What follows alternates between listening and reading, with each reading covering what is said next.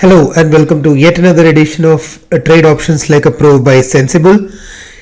This webinar focuses on a very important part of any trader's life, which is the ability to analyze the buy-sell data by large foreign institutional investors. So FIIs are foreign institutional investors, and the first question which comes to anybody's mind is, why is FII data so important? They are the big players of the market. I didn't say that. Yeah, they have bigger buying power and muscle. They have more information, better systems, and more expensively educated traders. These are some of the names which you can think of when you hear about FIIs. So why don't we talk about others? Well, there are DIIs, but let's face it, right? They have zero options activity.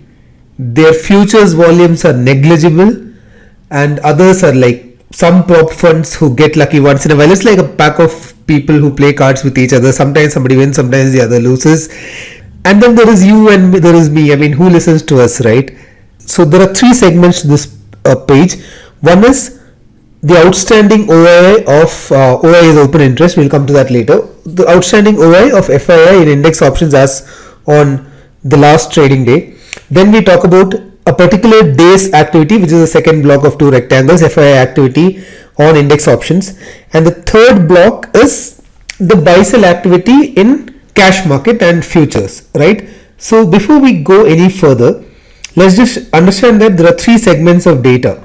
One is cash market, also called stocks, which is basically if anybody buys a stock paying full cash, which comes into their demat account, be it an investor or mutual fund or FII, that's the cash market. This is a long-term bet.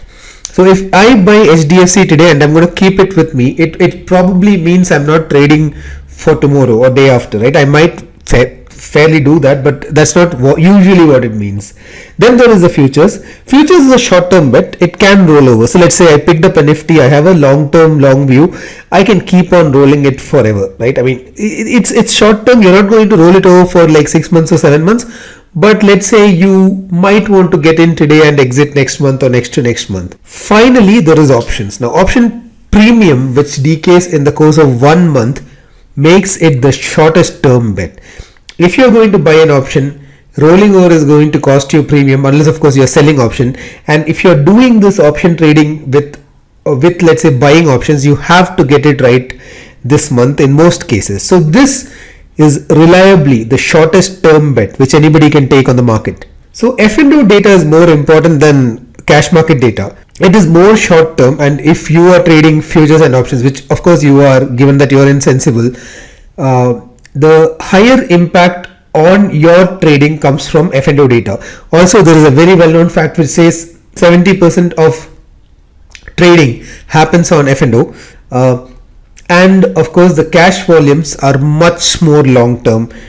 Another thing is cash market volume include mutual fund flows, etc., which is not exactly smart money, because mutual funds are, let's face it, coming from you and me. So the contest winners are the outstanding OI data is the most important in F&O. Then comes FII's daily activity in futures and options, and finally comes cash market data. So for all practical reasons, if I were you, I wouldn't give too much of importance to cash market data. I would give a very high importance to options data and futures data. So this is how the page looks like. On top, you can see the outstanding OI of FII in index options as on 21st August. So let's analyze the first block. This tells you how many calls are being held by FII both on the long side and on the short side. Right, so now we can see that FIIs have 2.5 odd lakh calls long, and they have 77,000 odd calls short. When it comes to puts, they have 2.8 lakh puts long and around 1.85 lakh puts short.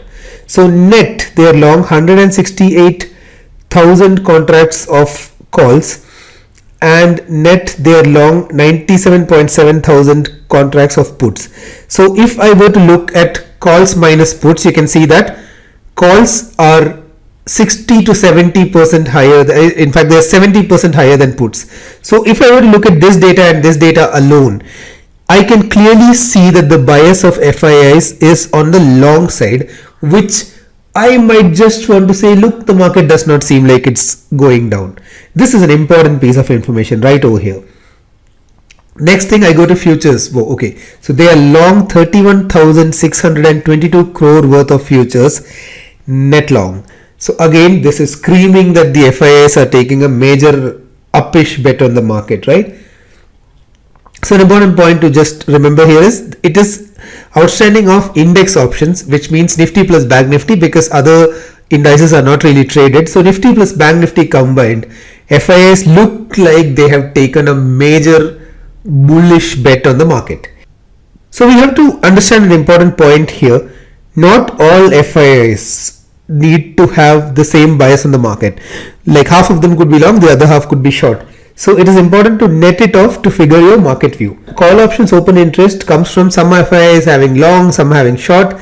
So we do call long minus call short, which is the net call OI, which if it's a big positive number means FII is long calls net, which is bullish, and if it's a big negative number, they are short calls net, which is bearish, right? Similarly, the put option open interest is some FIIs have puts long, some have short.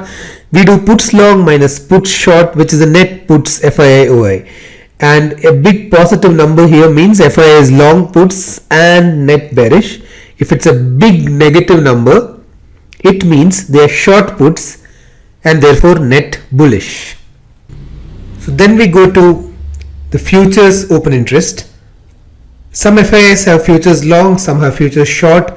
We do the futures long minus short, which is a net futures FII OI, and if you see a big positive number, it means FII is long futures net, which is extremely bullish, and if there's a big negative number, it means FII is short futures net, which is bearish. Next, let's go to FII activity on 21st August. So the important distinction between these two data is that the first data is all the option contracts which started from the day the option contract started trading to 21st August. It's a snapshot. It's as on that day. The FII activity is just one day's data. Before we proceed any further, we have to understand four terms here. It's very key in the life of an F&O trader to understand what these four terms mean. The first one is long build-up. It basically means people are buying more of a contract. So if I keep buying calls or keep buying puts or keep buying futures, it basically means I'm building more longs of that particular contract or instrument. Then there's a short build-up, which means I'm shorting more of the contract. I'm either shorting puts or shorting calls, or I'm shorting something, right? It could be futures. I don't know what I'm shorting, but I'm shorting, and that's short build-up. So it fundamentally means that contract is not going down. There's an important distinction to make here. I'm not saying that underlying or the stock is not going down. I'm saying that contract is not going down. So a short build-up in puts actually means a long direction in the underlying asset. So if I'm shorting SBI puts, it actually means that I am long on SBI. There is long unwinding, which basically means I am selling what I have, right? So this is different from short selling. When I short something, I'm selling what I don't have. But long unwinding means that, look, I had some bearish, some bullish bets. Either they've gone in my favor and I'm getting out, or it's going against me and I'm getting out of the contracts as a matter of stop loss. So let's say I had Nifty futures, I had bought them and now Nifty has gone up, I'm booking my profit, that's long unwinding. Or even if I'm taking out my stop loss, it's long unwinding. And finally comes short covering. So I have shorted something and it has gone up massively or even a little bit, and I am now deciding to get out of the shorts. That's short covering. The other form of short covering is I shorted something, it went massively in my favor, and I'm booking my profits by buying back the shorted contracts. That's short covering. There is a long unwinding in calls, which basically means people are selling the calls they already have. So they've sold around 2500 contracts. It's a slight dip, around 1% less. It's not major, but net they've sold some calls which they had, and they have covered shorts on calls. So basically they have, the short OI has decreased 2891, which means the people who had shorted calls are buying it back. which is obvious because index has been rallying and people who had shorted calls will now have to stop out, and in their stopping out, that stop loss is triggering a short OI change because people are buying back their shorted calls, which basically means they are buying here, right? So some people have sold, basically they've decided I've made enough money on it, so I'm going to sell. Some people have bought because they thought I'm probably going to lose more money on it, so let me get out. Net it's a buy on calls. It's not major, it's just 400 contracts net amount, so that's not significant. Now let's look at put. Long OI change. So people have sold the puts which they have, which basically means they had bought puts. They are getting out of those puts, probably because it's worthless, because market has rallied, right? Puts are, it's kind of a, you could say that this is kind of a stop loss, that I realized the puts are not creating money, so I got out. Short OI change has also decreased, which basically means I had shorted some puts and now I'm buying them back, and that is short covering. So this could probably happen because I have made money, so let me get out of it, the shorted puts, therefore people have exited, and that is short covering. So net people have bought puts. Again, not significant, just 3000 contracts compared to this 97,000 number you see here and 168,000 number you see here. It's hardly anything, but let's just say that there is some buy activity in calls and some buy activity in puts.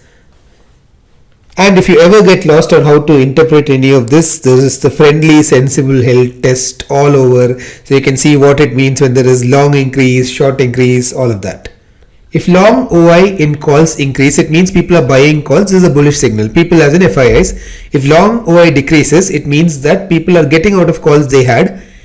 It's a kind of bearish signal, but it could just be profit taking also. So it could perfectly be a sign to buy on dips. It's not as bearish as, let's say, a massive short futures OI or something. Then there is short OI increase in calls, which means the FIIs are short selling calls. This is a bearish signal, which generally signals that the top is somewhere nearby. And short OI decrease is they are buying back the calls which they shorted, which means they are afraid probably the market is going to go up, and this is a bullish signal. Similarly in puts, if there is a long OI increase, it means people are buying puts, which is bearish fundamentally. Long OI decrease means they are getting out of the puts they had. It could be profit booking, it could be short covering, it could be just that they are getting out of this thing, and that means it's a bullish signal. Short OI increase means they are short selling puts, which means they don't think it is going down any further. That's a bullish signal. And finally there is short covering, which is short OI decrease, which means they are buying back the puts they have shorted. This normally means people are getting out of puts, and this means that maybe market might just go down. Right, now that we are done with it, let's just come to the most important part, which is how do I apply it in trading. First rule, do not base only on this data. In fact, do not trade based on only one thing on anything. Do not trade only based on candlesticks. Do not trade only based on volume. Do not trade only based on some random trend indicator, which God knows what it's called. Do not trade based on any one source or event or news or analysis or anything. Trading is a matter of combining multiple things to come at more refined, stronger probabilistic signals. Number two, use this to aid your judgment. Don't make it the only thing. So let's say you wanted to buy a stock. Just check if the FII is also generally long on the market, right? So it's just telling you that it's so much better to buy the stock now, given that support of the market exists. Do not trade stocks based on this data. What I mean to say is that this is index data and not stocks data. So if FII is long on index, it does not necessarily mean Adani Enterprises is going to go up. Well, it has been going up, but that's a different story. But let's say the index net position of FIIs is not reflective of a particular sector or a segment or a stock. For example, through all this nifty rally, Tata Motors has been consistently falling. However, to borrow this whole concept of explaining through analogies, which our designer Sudeep so often does, stocks are like a boat and index is a river. It's very difficult for boats to swim upstream, right? So If there is support of the index, the bullish stock will become even more bullish. If there is resistance from the index, even the best stocks will find it a little bit difficult to go up. So, if FII is generally long the market, it's not a great idea to short a stock, because when the market goes up, this stock might also catch some wind and go up, and you might lose money. And do not go long a stock when FII is short the market, because if the whole market is crashing, there is a high chance that your stock will also crash. So see if you have the support of the broader market and the index before you enter a stock using this data. So shorting a stock when the market is weak is better, and going long a stock when the market is strong is better. Duh, obvious things. Do not bet against FIIs, especially in options. This is the worst thing you can do, because you will have to get your view right in terms of direction and in terms of timing, because options run out of time, right? So if I were you, I wouldn't bet against FIIs in options. I might just go long because FIIs are long, right? I mean, sell a put spread or buy a call spread or buy a future. But I'd rather do it as a buy on dips or some kind of that strategy. I'll not blindly enter at any level because FIIs are long, and I'll not go short simply because FIIs are short. I'll think of call spread, put spread, sell future, etc., but only as a sell on optics or something. So the entry is important. You can't just enter into any levels because FIIs are long. That's not how it works. But the second part is, I would definitely not short the market which FIIs are long. There is no way shorting the market is going to go well for you if FIIs are long in options future. Of course, you might be lucky enough to catch a dip, because even recently there was like a 100-point dip in Nifty. You might just get lucky to catch that dip. But in the long run, you are betting against the house. And I would not go long the market when FIIs are short. So that brings us to the conclusion of this webinar on how to use the big players' data to play against them. I hope this is of some use to in trading, and very, very importantly, you make some money with it. So thanks so much for being with us on this webinar. We'll be bringing to you a lot more webinars in the days to come. Thank you.